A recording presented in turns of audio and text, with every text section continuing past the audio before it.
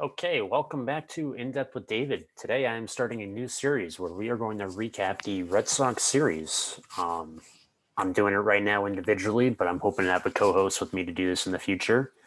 But let's get right into it. So, if you did not know, the Red Sox just started the 2021 opening or 2020, their 2021 campaign with a three-game set against the Orioles. We lost every game. I'm going to get into that. Very disappointing so far. Red Sox are up to an 0-3 start. Orioles are 3-0. And at the time of making this video, in about 20 minutes or so, we're getting ready to face the Rays. But essentially, game one comes, and Evaldi gets the nod for opening day. It's Evaldi versus John Means on the Orioles. And really, Red Sox couldn't get anything done on offense. Means put together 7 quality innings of one-hit baseball. He got 5 strikeouts. Evaldi did okay. He also got 5 strikeouts, I believe, and he went 5 1/3 innings. That's the big issue, though, is we need Evaldi and all our other starting pitchers to go deep into these games because our bullpen is not as strong as it's been in years past. So we can't really be relying on the bullpen in the sixth and seventh innings of games and expect to win with that type of formula. So on opening day, the offense, which is considered by many to be the powerhouse of this team, got stymied by Means. If it wasn't for JD Martinez getting a double with 2 outs in the ninth, there would have only been 1 hit on offense. But nonetheless, the Sox get 2 hitted, and we end up losing 3-0 as Mountcastle provided a key 2-run double that pretty much ended the game in the 6th inning after Andriese struggled and gave a good pitch to him where he took it high off the Green Monster. So Sox dropped game 1, 3-0. We head into game 2 where it is Tanner Houck versus Matt Harvey, who's the former Met. He's trying to revive his career a bit with the Orioles. And this was Tanner Houck's first start with us. He was a prospect homegrown in the Red Sox system. He was the 24th overall pick in the 2017 draft. And he did pretty well in his first start, I'd say. He struck out 8. He only gave up 2 runs, both coming in the 4th inning off a Michael Franco 2-run single. If you take out that inning, he has an excellent start, and he still had a great start for his first debut with the Red Sox, or his first game with the Red Sox. JD had 3 hits. Marwin Gonzalez has 2 hits. They kept us close in it. At one point, it was 3-2.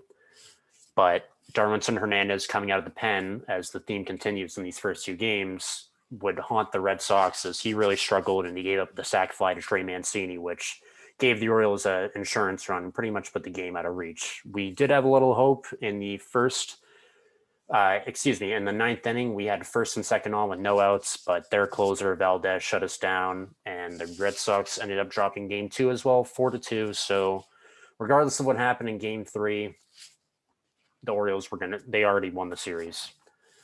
So game 3 comes, and it's Garrett Richards making his debut with the Red Sox versus Bruce Zimmerman on the Orioles. Garrett Richards did not get off to a good start in the Red Sox uniform. He gave up 6 runs in 2 innings. He ended up getting booed off the field.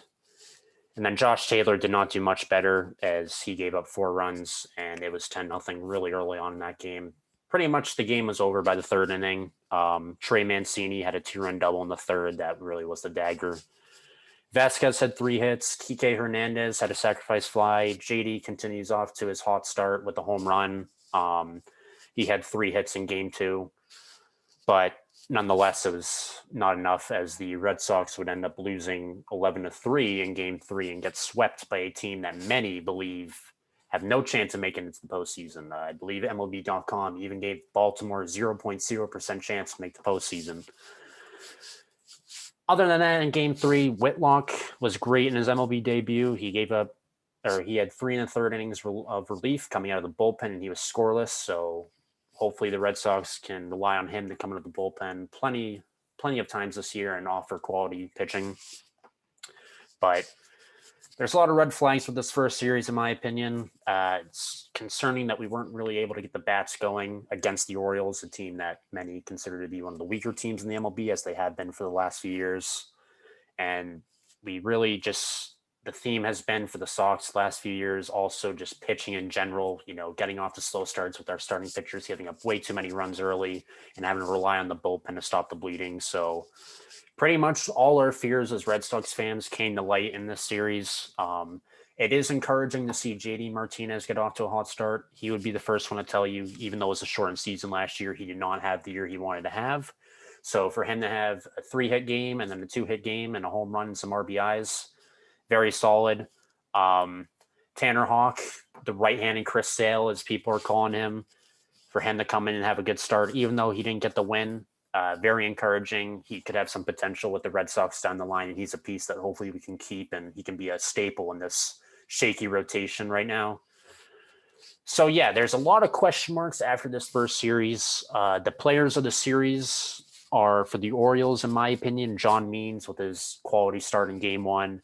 Cedric Mullins, who I forgot to mention, had multiple hits in all 3 of the games. He had 2 hits in game 1 and game 2 and a 5-hit game in game 3. And then I'll also throw in Trey Mancini in there as an honorable pick because he did get some good hits and play some good defense at first. And it's just a feel-good story with him being able to play baseball again after battling cancer. So I'm happy to see him back in the diamond.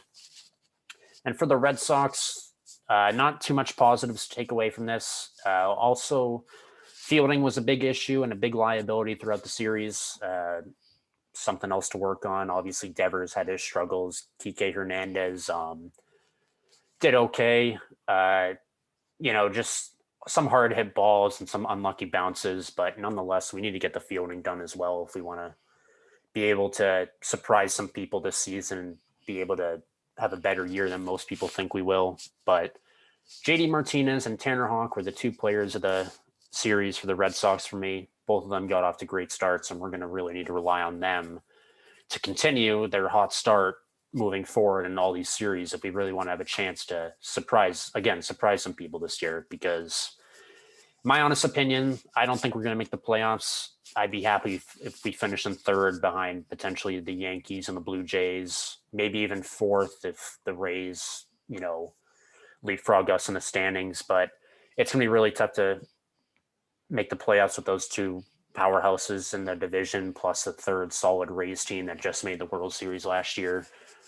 So we're going to have our hands full, but this opening series was very disappointing for me. A lot of work to do, but hopefully the Red Sox can turn around at some point.